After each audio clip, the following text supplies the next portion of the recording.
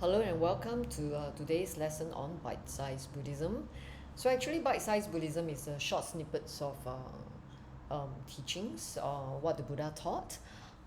So today, although I'm going to speak about karma and rebirth as taught by the Buddha, it is not so bite-sized like just 10 minutes, 15 minutes. It may go beyond that. So I ask for your understanding. But I'll go as quickly as I can in a summary. To summarize what the Buddha taught about karma and rebirth.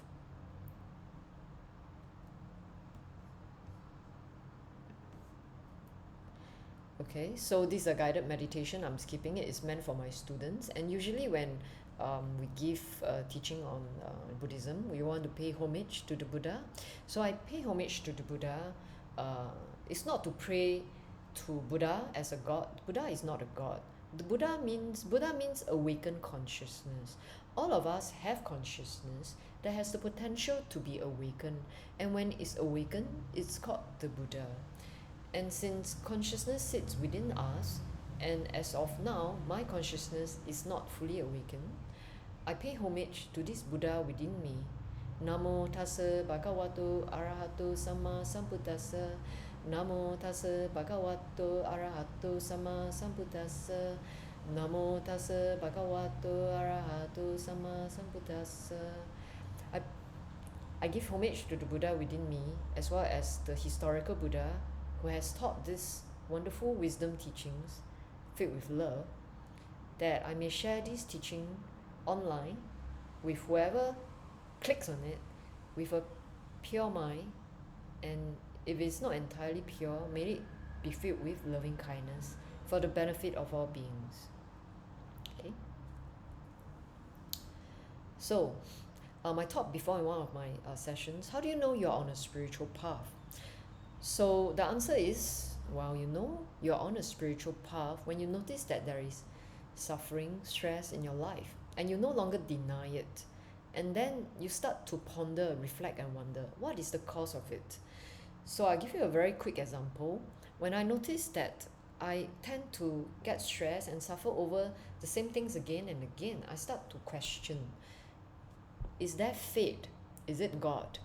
Is there a God that manipulates so that my mind or my life seems to go into a very predictable circle of melancholy, depression, and feeling helpless?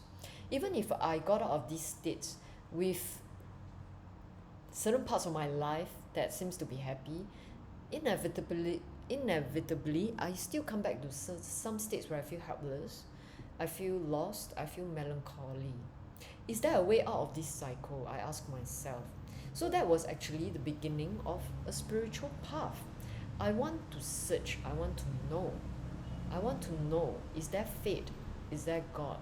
So of course, in Buddhism, fate is karma. And since in Buddhism there is no God, there's just consciousness that is empty of ignorance, or consciousness filled with ignorance. And consciousness itself, the Buddha said, is very capable of making illusions, trapping us. So illusions are the form of ignorance. So it takes one to see that one is cycling in ignorance in order to come out of ignorance to be awake. So that is the first two noble truths. You need to see the first two noble truths in your daily life. Even if you aren't even if you aren't a Buddhist, I said Christian just now. Yeah, some people ask these questions, they become Christians, right? So it depends on the type of mind you have. If you're a very inquisitive mind like me, who are not satisfied with answers that don't make sense, then I would want to search for a religion or a spiritual teaching that makes sense without loopholes to my questions for me to practice. And so for me, Buddhism suits me. For some people, Christianity suits them, which is all fine. Okay, so the first step is to really see, is there fate? Is there God? Why am I cycling around this thing? Is there a way out? Okay, so then you're on a spiritual path. So when it comes to the word spiritual, right? So I was curious, what's meaning of spiritual, right, in the secular world. So according to Collins Dictionary, a quality or fact of being spiritual is spirituality. So that doesn't make sense of me. So what is the quality of a spiritual person or being spiritual? So the second answer they gave, incorporeal or immaterial nature. Well, that still doesn't really tell me. So you're telling me there's a soul. Then when I'm a spiritual person, does it mean I am soulful? Soulful can also mean you like to listen to jazz, or oh, you're very soulful. Or maybe I like to contemplate. Maybe that's right. Yeah, contemplate. Right? How do we describe a spiritual person? Somebody who likes to contemplate, who questions, who reflects. So I think the third one makes a lot more sense, and it makes sense, when we come to explaining what is spirituality in Buddhism as well, right? Having a spiritual character is someone who has a tendency, right, to think and contemplate such matters of, right, life and death, of whether there's fate or whether there's God. So that is spiritual.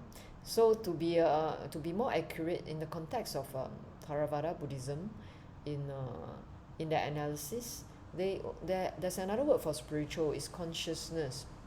So most people think consciousness is the soul, yeah, in other religions. So in Buddhism, there's no words. They don't really use the word soul, but the word soul actually just means that a conglomerate of things coming together to create a personality, which is the 5 aggregates, which in Bite-Sized Buddhism, I did explain the 5 aggregates, so you can go to that video and have a look.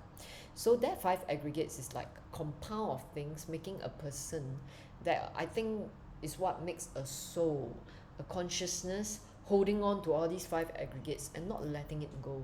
So another word for Nibbana in Buddhism is the liberation of the mind, liberation of consciousness from these 5 aggregates. Okay. Oh yeah, so I put here, what's the spirituality in context of Buddhism? It's when you are practicing a spiritual path in the context of Buddhism, you are learning to transform your consciousness. Consciousness consists of being able to master thoughts and feelings. Master, I don't mean by somebody controlling. There's no control, but rather you are able to recognize thoughts that are harmful to you and not go their way, and to replace them with thoughts that are helpful to you. And thoughts and feelings are inseparable. Okay? And they make up your character traits. What you tend to think about more, what you tend to feel, that makes up a person. So in Karma and Rebirth, I can't escape talking about the realms of rebirth. So in early Buddhism, there's 31 realms of rebirth. It is an exhaustive list, so I'm going to summarize them and go through them quickly, so I will not bore you. And I myself, I want to be very honest, I did not study these 31 realms deeply, because although they are very helpful, I don't find it very necessary to be able to recite these 31 realms. But I think it's just good to just share them for interest. So I'm not a master of these 31 realms. I don't know them. I never go and memorize them or understand them perfectly. So I'm just going to summarize it, okay, in the ways I understand it.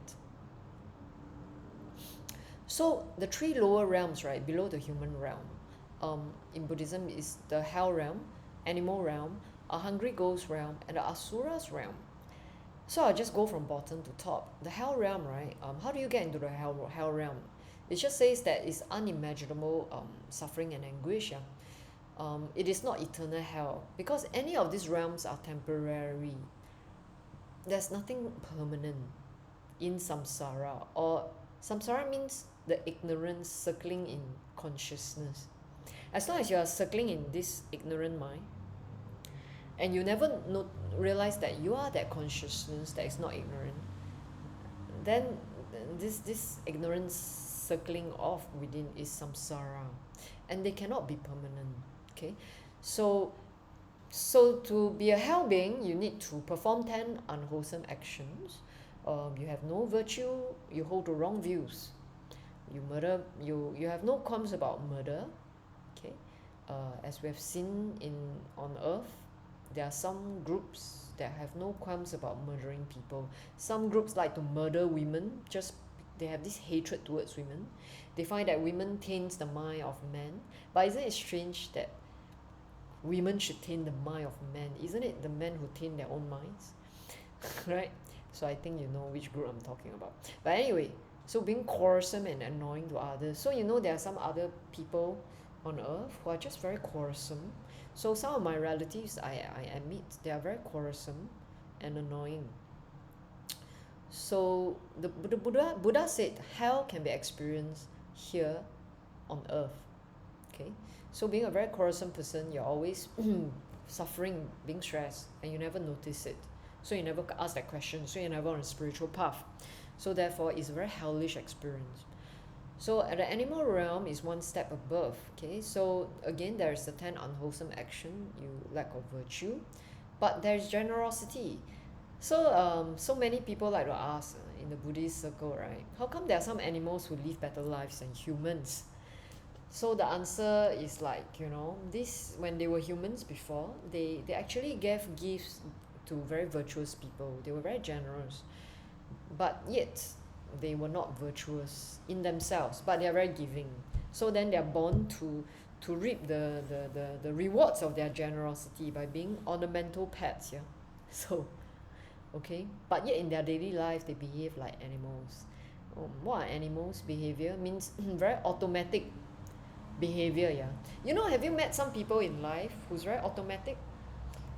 They live very automatically. It's time to eat, I eat. It's time to do this, and I cannot get out of that cycle. I cannot break that cycle, right? I just have to have what I want, otherwise I'll be very agitated. It's very automatic living.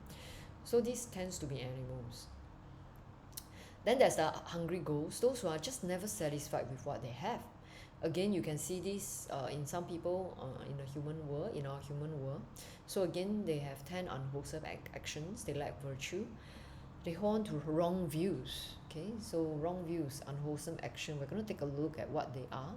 And then there are asuras.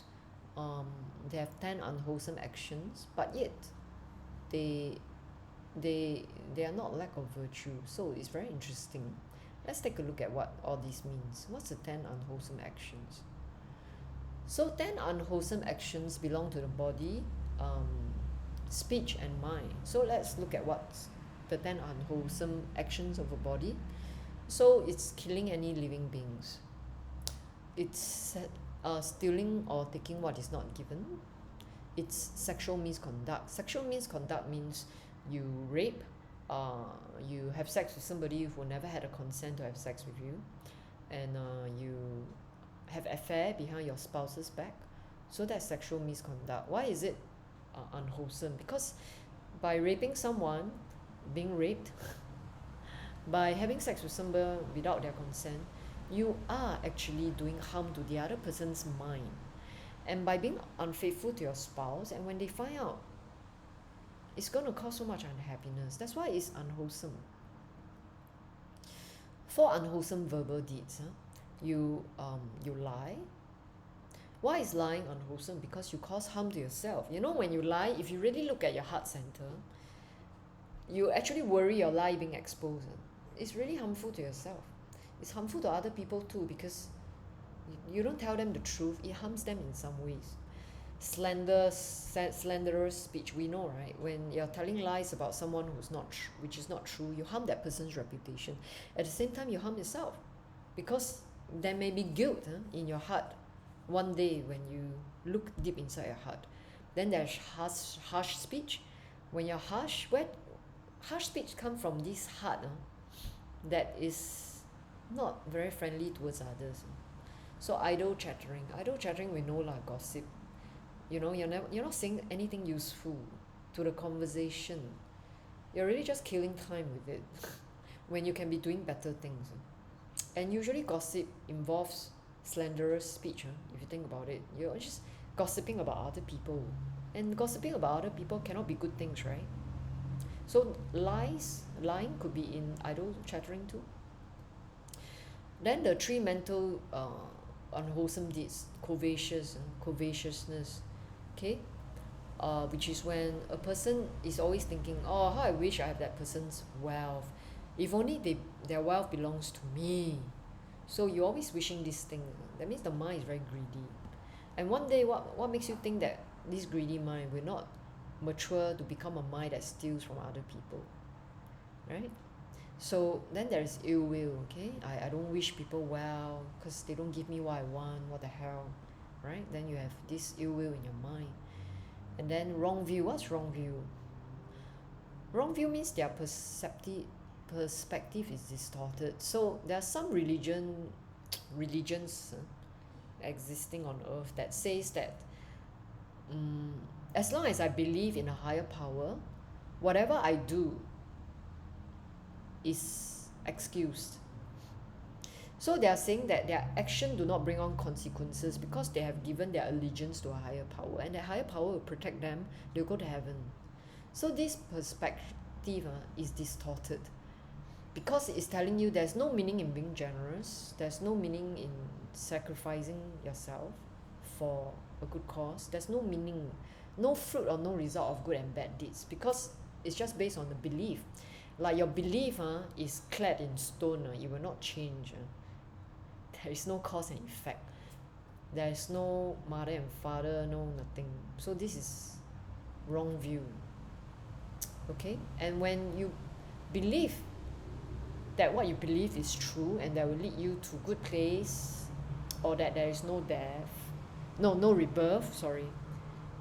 And this is how you will act immorally in life. For example, I have the protection of this higher power. However, whatever I do is just correct. That means you are very capable of being immoral. Or you think there's no rebirth, there's no fruit. Then, because there's no afterlife, so therefore, whatever I do, I don't need to answer to anyone. I can cheat, I can lie, I can be slanderous, I can steal. Then you are very capable of being immoral, right? So if you ask me, you don't need to believe in rebirth, but yet it's also very useful to believe in rebirth. Then you behave in a principled moral way to give yourself happiness in this life, and if there's no next life, it's fine. You live a happy moral life without bad conscience. But if there's a rebirth, what if there is a rebirth? Nobody knows. At the point of death, oh dear, you're going to hell realm. Sucks. You don't know. So it's better to act like you behave in rebirth. Okay. Then there is the central realm. So the central realms, right, is the human realm and the other heavenly realm. So we are in the human realm for now. It's not forever because there is death of the body. So we are here because there is a development of virtue and wisdom. And in the human realm is where the Buddhas appear. Or, Buddhas, wise, conscious beings, loving beings that appear to teach human beings, okay, to develop virtue and wisdom. And so it is here that we are able to awaken our consciousness, because as humans, we experience both suffering and pleasures. And because we can experience both suffering and pleasures, suffering is stress, pleasures actually is just momentary happiness, which will descend into suffering when we don't get what we want. So it is a great time to be on a spiritual path, because we have the mind to be able to discern what is suffering. Therefore, you can be enlightened in this realm, because the body is suffering itself. So as you go on further upon death, there is the Devas, or the four great kings, where there are the Gandharvas, the celestial musicians, the Yakas, three spirits, of various ethical purity. So they like to dwell in trees, in nature, right? Like, in fact, Western fairy tales, we see goblins, trolls, and fairies, right? In those children fairy tale, fairies, they are the above the human. So then above them is a Tattva Deva. In some religions, they say after death, you see your loved one, you live in mansions, you have big cars. It's like instead of your neighborhood on earth with material, right? You get promoted on into a neighborhood lah, in heaven, fine where your body is not so gross, but you still get cars, bungalow or that. So this is the tattva timsa heaven. So some religions say that this is a permanent state. No, it's not, because there's something above them. There are devas that live in the air, free of all difficulties. Well, isn't it nice to not have difficulties, yeah? Not having to deal with a very gross human body. Then there is the contented deva, the Tusita heaven, where the Buddhas, the Bodhisattva ready for Buddhahood dwell in. This state is a very contented realm. They're very contented. They don't need anything, right? You can see the difference. The Tattva Timsa, they still want to be near family and friends, to live in a bungalow, right? So then above them, devas delight in creation. So they delight in the sense object of their own creation. So there's one Mahayana teacher whom I heard. He said that human beings are ruled by gods, because gods are devas. They create. So we're living within their creation. Then there's the devas wielding power over creation of others. So they enjoy sense pleasure created by others. So they are enjoying the sense pleasure created by the devas below them. So they don't create. So in order for them to enjoy, they need to sense the sense pleasure creation created by others, meaning us, those below them. Okay, the sense pleasure I'm creating for myself is enjoyed by Mara. So Mara is like equivalent of the devil, yeah, in Buddhism, but he's not a devil. He is a deva. He's God, of that higher realm, who enjoys other people's creation, because we humans create pleasures and they can also experience it. So when you learn to be awake, or what the Buddha taught, you are renouncing. You no longer want to create pleasures internally, so they cannot experience it. They get angry. They want to tempt you away from the Buddhist path. So to experience this, you need to perform 10 wholesome actions. You need to be generous. You need to be in development of virtue and wisdom. So virtue and wisdom means that, so AN 10.177 is a sutta in a numerical discourse where a Brahmin went to ask the Buddha. The Brahmin asked this Buddha a very interesting question, if I give gifts to the departed relatives, is there any fruit? Right? So we're always talking about cause and effect. Is there any fruit of my giving? Because I'm giving things I cannot see. So the Buddha said, yes, there is fruit of giving to your departed relatives, especially in the ghost realm. Not the human, not the animal realm, because the conditions are not right. The conditions for the human and animal realm is that they need to eat real material food. But in the ghost realm, no. So when you give offerings to your departed relatives, there's the condition for them to experience the food when it's given, when you send merits to them. So there's condition. There is merit. So here I'm just taking out some parts of that sutta. So the Buddha said, someone who doesn't kill living beings, steal, or commit sexual misconduct, that means they don't spread unhappiness in the world. They don't lie. They don't give harsh speech. They don't talk nonsensical things to create nonsensical thing out of people's mind. So they don't create this kind of nonsense. They're contented, kind-hearted, with right view. Means they don't need to create unwholesomeness in the world. They create love, contentment. They're contented. They're kind. And moreover, they give to wise people who are teaching these sort of things in the world, like Brahmins and ascetics. So when their body breaks up, they are reborn in the human realm. They get to have the 5 kinds of human sensual stimulation. Stimulation by your eye, nose, tongue, hearing, touch. 5 sensual pleasures. Okay, so these are people who create wholesome things. So that's virtue and wisdom. They're wise. They know that there is cause and effect. So because since in this life, right, they didn't kill, they have the 5 kinds of human sensual stimulation. And so, similarly, for gods, okay, they do the same thing as human, but because they have different levels of virtue, different levels of right view, okay, understanding. So sometimes we do things, or because the Buddha said so. We don't have that understanding in our heart yet, but we're doing it. Still, that will reap rewards. But some people, they do things with a deep understanding of why the Buddha said that, and they have seen that in their meditations, and they understand truly there is cause and effect. So there's a higher level of understanding. So then they attain the God heavenly sensual stimulation lah. Okay, so this is my understanding. Okay, I'm not saying that I'm completely correct. As I shared at the start of this, I didn't go in depth into researching these 31 realms. So 5 material realms, right? This is an exhaustive list. I will not go into it deeply. But if you're a meditator, you would have experienced the jhanas. Means absorption into object, absorption into breath. There's no more you become breath. Breath permeates the entire universe. Okay, and you can experience what is called jhanic bliss. Okay, and so the devas of this realm, you can already see they are so-called higher than the previous one, because their understanding is deepened by their enjoyment, sensual enjoyment, I would say. Their virtue, everything is deepened by meditation, and they live in all these deva realm.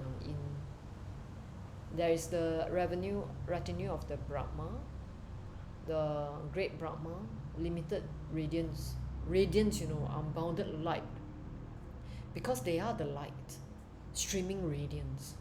There's the glory, refulgent glory. Okay, so the great part explains lah. Right, I'm looking on the left side, number 22. Yeah, unconscious beings. Only body is present, no mind. Body is not the gross body. It's a very subtle body, as if bubbles, bubbling body, like atoms bubbling. In your experience, if in your meditation, the gross body will dissipate, and there's left with all this very fine body. That's why it's the fine material world, where there's no more you. You're just those atoms bubbling. There's no more mind. Then it's unconscious beings. Okay? Because your thoughts have stopped. So, but they don't last in this realm forever. Why? Because stopping thoughts and thinking are both temporary conditions. They're temporary. Okay? So, if you look at 27 to 23, these are the 5 pure abodes which are accessible only to non-returners. Non-returners are beings who have meditated up to this stage. They are, although they are in a human body, they no longer experience the human experience. Being in the human body, they are experiencing a heavenly realm within themselves. So that's why the Buddha said heaven and hell is experienced right here on earth. So you never know who you're speaking with, okay? Because the body drop off, but the inside is a different quality.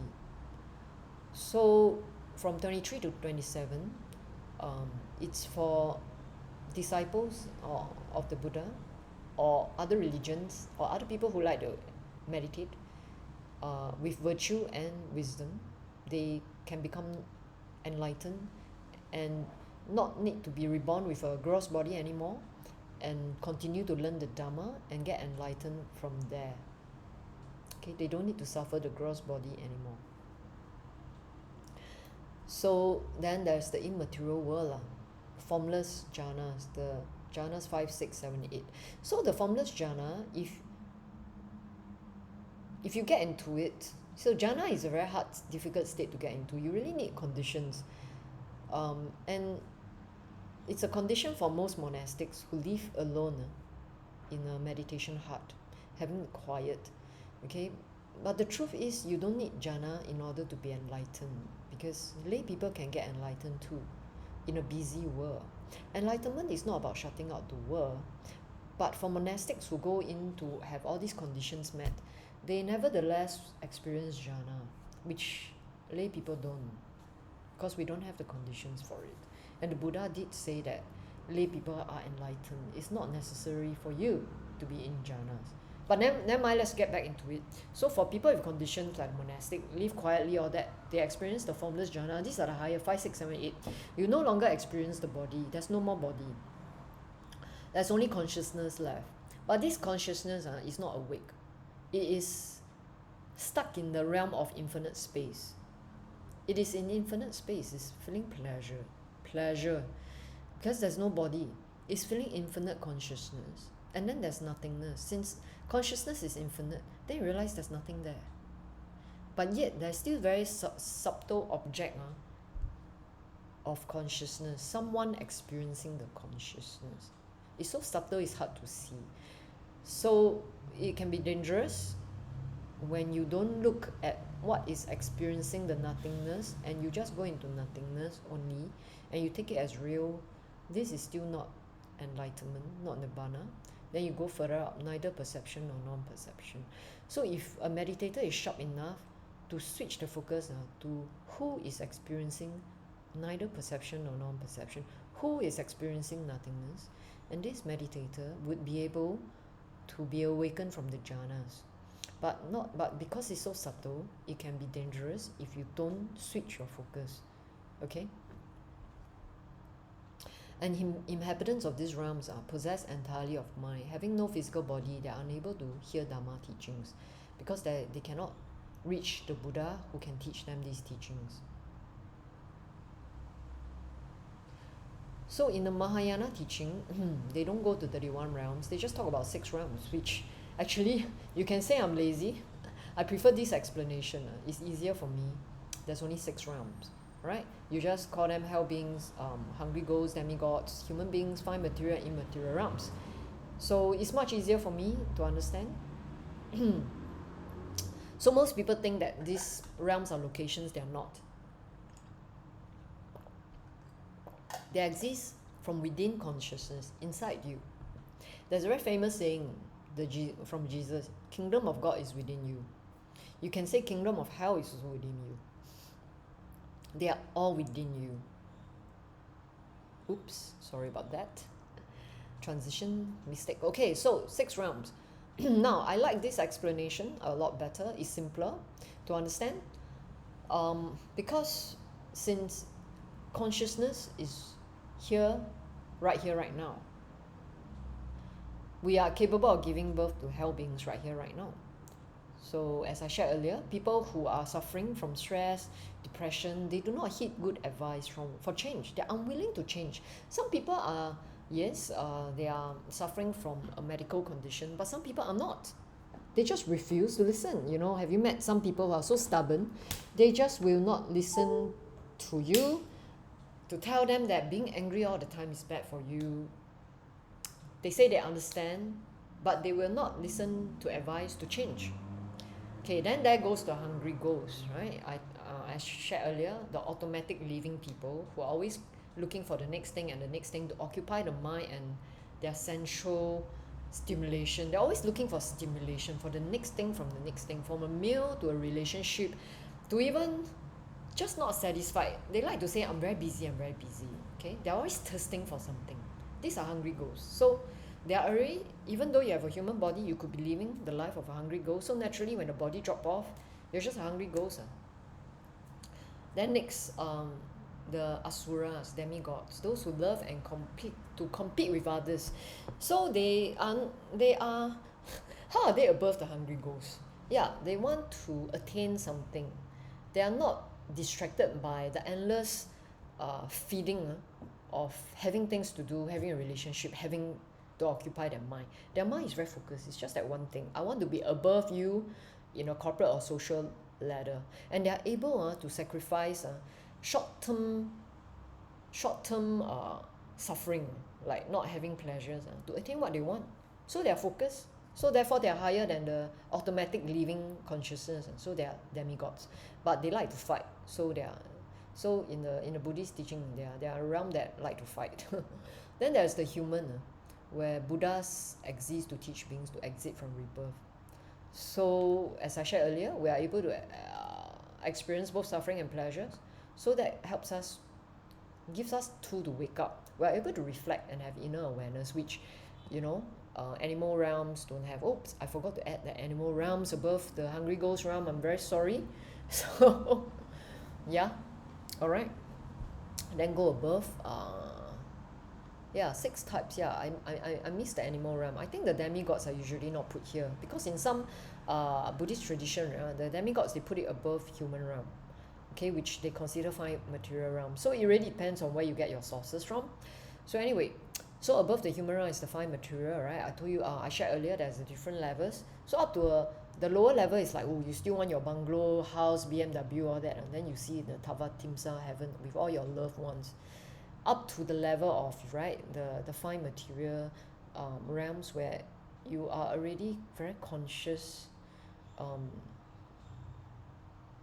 of the Dharma, yeah? Virtue, non-action, fruits of result and fruits from your action. And they're up to a certain state, you still can listen to the Buddhas because you still have a fine material body to absorb the teaching, to exit from rebirth. Then the immaterial realm, I just shared with you, is the immaterial, not having a body anymore, only consciousness left, without thoughts. But yet, there is still that ego attached to this consciousness. Actually, consciousness is consciousness, doesn't need an ego to attach. So there's that wrong view still. So then they cannot exit from samsara. So what is karma? Karma simply is your free will. Free will is the ability to make a choice. So people make a choice as to what to eat as a very important choice. So that's the Hungry Ghost. So people make a choice what to do in my career. So that's the Asuras. And some people make a choice whether in their heart they want to have more love or hate.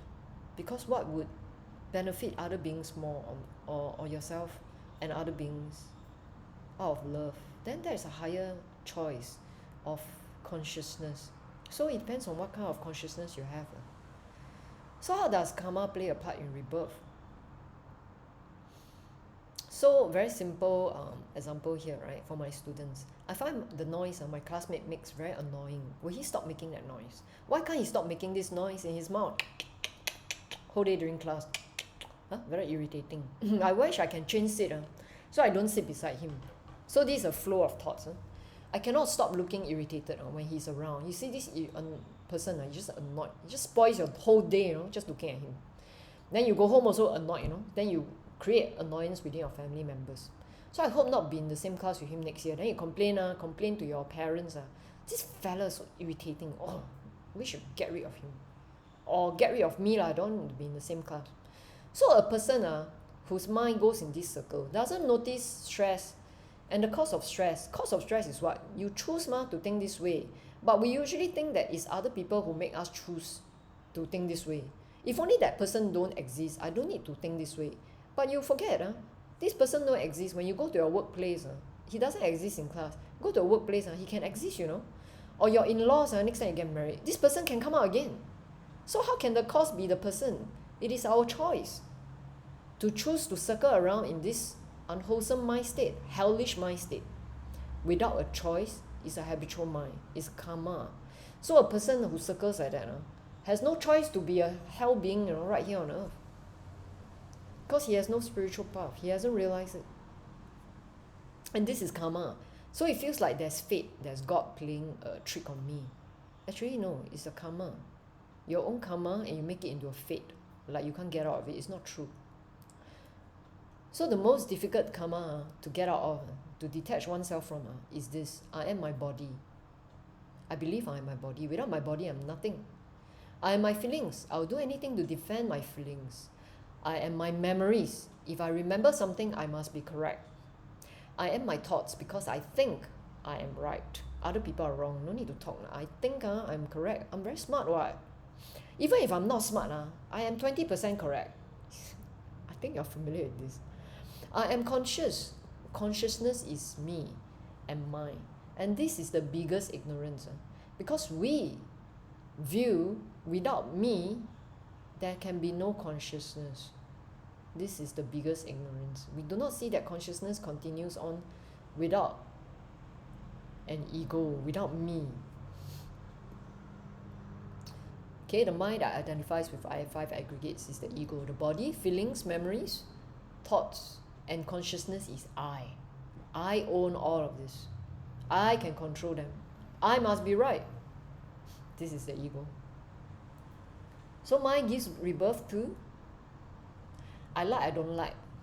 I want, I don't want. This is me, this is mine, this is my view, therefore I'm right. Or therefore I'm wrong. It can go the other way too. Oh, I'm not good enough. Yeah, I don't like this. I'm not good enough. I don't think I can do it. This is another form of ego. It's not humility, okay? So mind gives rebirth to all these things. Okay? Because there is I, me, and mine, it gives birth to all these things over and over, over and over, over again. In whichever thought pattern you want. It can be a hellish thought pattern, can be a heavenly thought pattern, dualistic thought. So our mind can only think dualistic thought. One to one, I like, I don't like. I'm correct, you're wrong. I and me, you and mine, or various others, dualistic thought. So we're tricked by the mind, thinking that this is wonderful, it's so clever, can think so many things. Actually, in truth, it can only think these two things. Do or don't do. One or the one. Love or hate. Happy or sad. Right? You can class them into wholesome thoughts. Harmonious states of mind beneficial for self and others. Okay? Unwholesome, unharmonious states of mind unbeneficial for self and others. And as a beginner practitioner on a spiritual path, you have to meditate to quiet your mind so that you can see dualistic thoughts. Then you're truly convinced that your mind is very boring one. It can only go this and that. Otherwise it's confused. I don't know whether I want or I don't want. I sit on the fence. But yet there's only these two things it can sit on the fence for. You see? So you really have to see this to get damn bored of your mind. This is all you can do. It's just very boring. And then when you can see that, why are you always choosing thoughts of ill will and hate or irritation? Why? Why can't you choose love and happiness? So when you see your mind can only do these things, this is a higher level. Maybe you can't get there yet because you don't meditate. But at least you can see how feeling hate or ill will makes me feel. How disliking someone, the person doesn't even know I dislike him because I don't dare tell him, So when I dislike him, I'm the one hurting, not him. Even if I tell him, he can't be bothered. In the previous example, he could still be doing that in class. He can't be bothered, no. So who does it hurt? You hurt yourself by hating someone. You don't hurt the other person. So you think, okay, if you notice this, I'm hurting myself. What can I do? I cannot love this person. It's very hard. So the next thing you can do is not to love this person. Is to at least develop non-hate. Not to hate. Not to be angry. Because you're hurting yourself. This is the least you can do as a beginner. Then as you meditate more and more to calm your mind, then you can see clearly, how much more advantageous it is to have love. To feel love. So then you develop love in your mind and heart through contemplating what the Buddha taught. And I can assure you, if you're a sincere practitioner and you're grounded, you're down to earth, you will receive the fruits of your practice. Okay? So I want to add this belief. Belief is also a thought. You see, our belief, is there a God, is there not a God? You see, it's very boring. It can only go two ways. Why do we even ask such questions? I don't know whether there's God or not, I don't know. Some people, right? But most of us, it's either camp. There's God, there's no God. Full stop. We don't need to discuss. I'm right, you're wrong. You see? If there are no more thoughts, what's left? And this is something we should investigate. When we die, is there really nothing left? The fun thing is, you can experiment this right here, right now, in this life, while with a body. You can contemplate death. You can contemplate the end of thoughts and see where it brings you. I mean, those who are meditators, they could go all the way to no thought, right, in the jhanas. So it's very doable, and it's very practical experiment to do. Okay, so that's the end of our lesson today. So I hope you enjoyed the lesson, you're not too bored and you didn't fall asleep. So that's all from me. Thank you very much. I hope to see you the next lesson. Okay, goodbye now.